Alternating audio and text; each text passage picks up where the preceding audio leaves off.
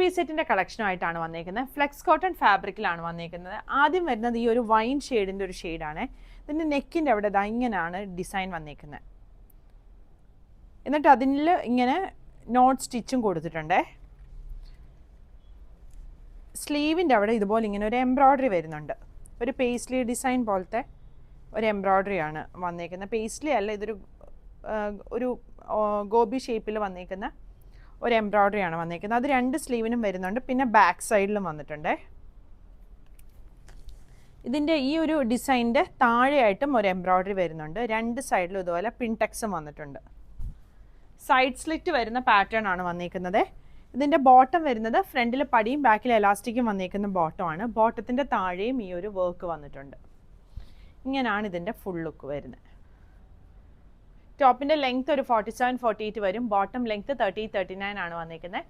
ടോപ്പിനും ബോട്ടത്തിനും lining വന്നിട്ടില്ല. ഇതിൻ്റെ 3 colours കൂടി അവൈലബിൾ ആണ്.